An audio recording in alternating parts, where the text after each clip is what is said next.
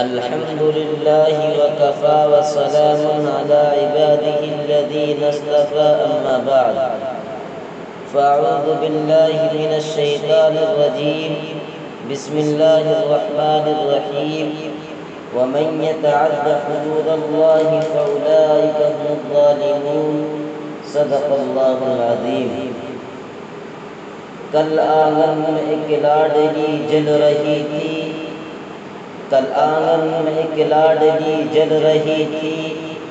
ابھی جس کے ہاتھوں میں مہندی رچی تھی، خطاؤں میں خطا اس دلہن کی یہی تھی، جہیز کی فہرست میں ابھی کچھ کمی تھی۔ حضرات مکرم و معزز بزرگوں، نوجوانوں اور دور دراز سے آئے ہوئے میرے مہمانان کرام، وقت اتنا نہیں کہ تفصیل سے کچھ عرض کیا جا سکے۔ کچھ حضرات کا اصرار ہوا کہ نکاح کی اس محفل میں قرآن و سنت کی روشنی میں کچھ عرض کروں، بس اس حکم کی تعمیل میں یہاں بیٹھ گیا ہوں۔ اللہ تبارک و تعالی نے قرآن حکیم میں ارشاد فرمایا، وَمِنْ آيَاتِهِ أَنْ خَلَقَ لَكُم مِّنْ أَنفُسِكُمْ أَزْوَاجًا لِتَسْكُنُوا إِلَيْهَا وَجَعَلَ بَيْنَكُم مَّوَدَّةً وَرَحْمَةً۔ اور اس کی قدرت کی نشانیوں میں سے ایک نشانی یہ بھی ہے کہ اس نے تمہارے فائدے کے واسطے تمہاری جنس کی بیویاں بنائیں، اور وہ فائدہ یہ ہے کہ تم کو ان کے پاس سکون ملے، آرام ملے، راحت ملے، اور تمہارے درمیان محبت و ہمدردی پیدا کی۔ میرے دینی بھائیوں، نکاح کے جہاں اور بہت سے فائدے اور نتیجے ہیں، ان میں سے ایک بڑا فائدہ قرآن حکیم نے بیان فرمایا کہ تم کو بیوی کے پاس جا کر سکون و اطمینان حاصل ہو، تم اسے اپنے فائدے و سکون کی دولت محسوس کرو۔ چنانچہ تجربہ بھی ہے کہ آدمی دن بھر کا تھکا ماندہ جب بیوی کے پاس آتا ہے تو تازہ دم ہو جاتا ہے، پھر سے ویسی ہی توانائی محسوس کرنے لگتا ہے جیسی اسے ضرورت تھی۔ اللہ تبارک و تعالی اس برکت کو ہر جوڑے کے درمیان ہمیشہ قائم و دائم رکھے۔ اس کے لیے ضروری ہے کہ ہم نکاح کو نکاح باقی رکھیں، اسے تجارت کی منڈی نہ بنائیں، بیٹا بیٹی کے سامان سمجھ کر خرید و فروخت نہ کریں، ورنہ اگر ایسا ہوا تو پھر بیوی سے مل کر چین و اقرار، اطمینان و سکون حاصل نہیں ہو سکتا، پھر تو نفرت و عداوت کے شعلے نظر آئیں گے، طعن و تشنیع کا بازار گرم ہوگا، ذلت و نکبت کی نوبت آئے گی، پھر طلاق اور موت کے بھیانک سائے دکھائی پڑیں گے۔ چنانچہ آج یہی ہو رہا ہے، ہر روز اپنے شہر قصبوں اور گاؤں میں قصے سننے کو ملیں گے، ہر روز اخباروں کی سرخیوں میں یہ دل دوز واقعات پڑھنے کو ملیں گے کہ فلاں کی بیوی کو تیل چھڑک کر اسے جلا دیا گیا کہ منہ مانگا جہیز نہ لا سکی، فلاں بیٹی کے باپ نے اس لیے خودکشی کر لی کہ اس کے پاس جہیز کی مانگ پورا کرنے کی ہمت نہ تھی، فلاں کے والدین نے تمام بیٹیوں سمیت زہر اس لیے کھا لیا کہ بیٹیوں کی بہت سی رقم، بہت سا ساز و سامان جہیز میں نہ دے سکتا تھا۔ میرے دینی بھائیوں، جو لوگ شادیوں کے لیے اس لیے کرتے ہیں کہ انہیں بہت سا مال مل جائے گا، گاڑی بنگلہ، نوکر چاکر مل جائیں گے، بہت سی عزت و شہرت بٹور لیں گے، حسن و جمال والی ہوگی تو فخر کر سکیں گے، یاد رکھو اسے اللہ کے پاک اور سچے رسول کالی کملی والے محمد عربی صلی اللہ علیہ وسلم نے ذلیل اور بدنصیب قرار دیا ہے۔ میں نہیں کہتا، صاحب فتح القدیر طبرانی نے اور طبرانی نے حضرت انس رضی اللہ عنہ کے حوالے سے روایت نقل کی ہے۔ آپ صلی اللہ علیہ وسلم نے ارشاد فرمایا جو شخص کسی عورت سے اس لیے شادی کرے گا کہ اسے عزت مل جائے، اللہ جل جلالہ اسے ذلت و نکبت کے سوا کچھ نہ دے گا، اور جو شخص کسی عورت سے اس لیے شادی کرے گا کہ اسے مال مل جائے تو حق تعالی شانہ اسے سوائے فقر و تندرستی کے کچھ نہ دے گا، اور جو شخص کسی عورت سے اس لیے شادی کرے گا کہ اس کا خاندان اور نسب حسب و نسب بڑا ہے تو اس کی بھی ذلت میں اضافہ ہی ہوگا، کچھ نہیں ہوگا۔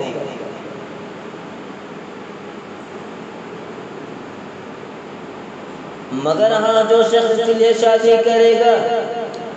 کہ اس کی نگاہ نہ بہکے، وہ پاک دامن رہے، صلہ رحمی کرے، تو پھر اللہ تبارک و تعالی ہر اعتبار سے برکت و رحمت کے فیصلے فرمائیں گے۔ مرد عورت کے لیے، عورت مرد کے لیے خیر و برکت کا باعث بنیں گے۔ اس حدیث پاک سے بات اچھی طرح واضح ہو گئی کہ جہیز کا لالچ کرنے والا، جہیز کا لالچ کرنا اپنے آپ کو ذلت و رسوائی کے بازار میں بیچ دینا ہے، جہیز کا لالچ کرنا اپنے آپ کو فقر و فاقہ اور تندرستی کے وبا کے اندر حوالے کر دینا ہے۔ اور میرا پورا یقین ہے کہ یہ بات ہرگز غلط نہیں ہو سکتی، کیونکہ آپ ابھی پوری حدیث سن چکے ہیں۔ اللہ کے نبی جو فرماتے ہیں وہ بات اللہ کی طرف سے ہوتی ہے، ان هو الا وحی یوحی، اور اللہ پاک جو فرماتے ہیں وہ ہو کر کے رہتا ہے۔ اب میں ضروری سمجھتا ہوں کہ یہ بات بھی کھول کر کے بتا دوں کہ جہیز کیا ہے، کہ شریعت میں جہیز جائز ہے، کہ حضور اکرم صلی اللہ علیہ وسلم نے جہیز دیا ہے، کہ صحابہ و تابعین نے بھی اس کا رواج تھا۔ دوستو شریعت میں جہیز دینا جائز ہے، مگر اس کی حقیقت کو سمجھنا ضروری ہے۔ مذہب اسلام میں جہیز ہدیہ اور تحفے کی حیثیت رکھتا ہے۔ ماں باپ اپنی بیٹی کو کچھ ضروری سامان دے دے تو کوئی حرج نہیں ہے، حسب استطاعت کچھ خدمت کر دے، کوئی مذائقہ نہیں ہے۔ آپ حضرات ہدیہ اور تحفے کی حقیقت سے بھی اچھی طرح واقف ہیں کہ اس میں دینے والے کی مرضی، خوشی اور چاہت کا دخل ہوتا ہے، لینے والے کو مطالبے کا حق نہیں ہوتا۔ خواہش کے مطابق نہ ملنے پر نفرت اور بغاوت کا اعتراض کرنے کا ادھیکار نہیں ہوتا، اس میں کمی اور نقص نکالنے کا بھی اختیار نہیں ہوتا، بلکہ ہدیہ دینے والے کی مرضی ہے، دے نہ دے، کیا دے، کتنا دے، کیسے دے، کس طرح دے۔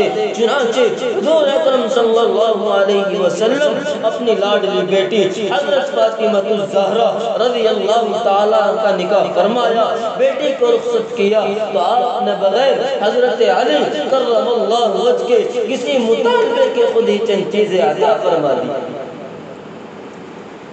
نہ حضرت علی رضی اللہ عنہ نے انہیں گنا،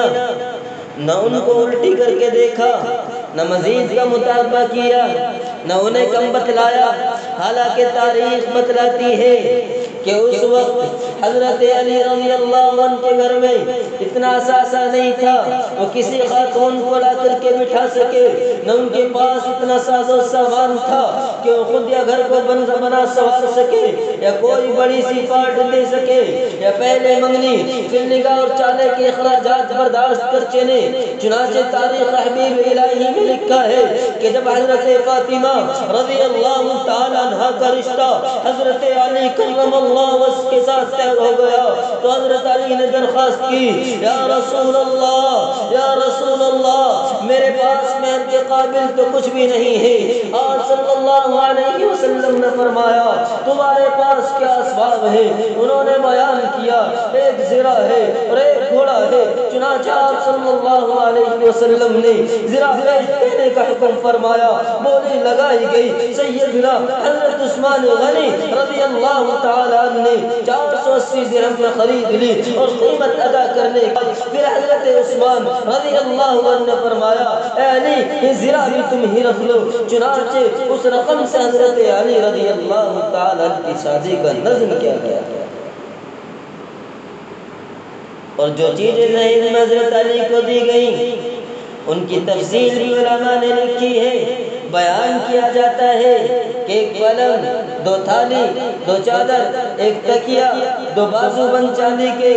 1 مشک پانی بھرنے کی اور 2 بڑے مٹی کے، اور بعض لوگوں نے چکی کے بارے میں بھی لکھا ہے۔ بہرحال یہ چند چیزیں ہیں جو حضرت علی کرم اللہ وجہ کو دی گئی۔ اگر اس جہیز کے دینے لینے کے حالات کو آج کل کے دور پر قیاس کر کے دیکھا جائے تو پھر اندازہ ہوگا کیا ہونا چاہیے تھا اور آج ہم کیا کر رہے ہیں۔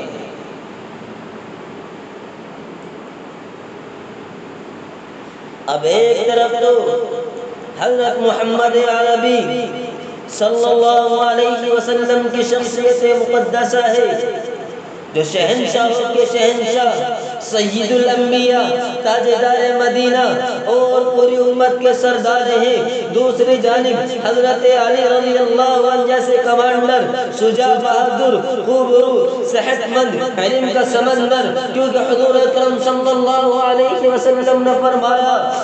کہ میں علم کا گھر ہوں اور علی اس کا دروازہ ہے۔ لیکن نہ تو سید الکونین جہیز کے نام پر دولت کی ریل پیل کی، نہ قرض مانگا، اور نہ ہی حضرت علی رضی اللہ عنہ نے اپنے علم یا بہادری کے تمغوں کو بلبوتے پر آپ صلی اللہ علیہ وسلم سے کوئی مطالبہ کیا، نہ ہی انہوں نے کبھی حضرت فاطمہ رضی اللہ عنہ کو ستایا، نہ کبھی تیل چھڑک کر کے مار ڈالنے کی کوشش کی، اور نہ ہی تاریخ میں ثبوت ہے کہ حضرت فاطمہ الزہرا رضی اللہ تعالیٰ عنہ نے کبھی جہیز کے مطالبات سے تنگا کر خودکشی اور خود سوزی کی کوشش کی ہو۔ میرے نوجوانوں، بزرگوں، کبھی اس کی ضرورت پیش نہیں آئی، اور آتی بھی کیوں؟ کیونکہ وہاں تو بیٹا بیٹی کی تقویٰ و طہارت، ایمانداری، خودداری، محنت و جد و جہد کو دیکھا جاتا تھا۔ آج کی طرح نہیں کہ اللہ نے اگر کسی کو ہنر، ڈگری یا نوکری عطا فرما دی تو بس والدین کے کالے ازدہے کی طرح اپنا پر اٹھا کر کے کھڑے ہو جاتے ہیں کہ اب جو بھی آئے گا اسے ڈسے بغیر نہیں چھوڑیں گے۔ حضرت عمر رضی اللہ تعالی عنہ نے اپنے دور خلافت میں ایک روز رات کو اپنی معمول کے مطابق گشت لگا رہے تھے، ایک مکان سے آواز آئی، ایک ضعیفہ اپنی بیٹی سے کہہ رہی تھی کہ دودھ میں پانی ملا دے۔ لڑکی نے جواب دیا، امیر المؤمنین کی طرف سے یہ اعلان ہوا ہے کہ دودھ میں پانی ملا کر نہ بیچا جائے۔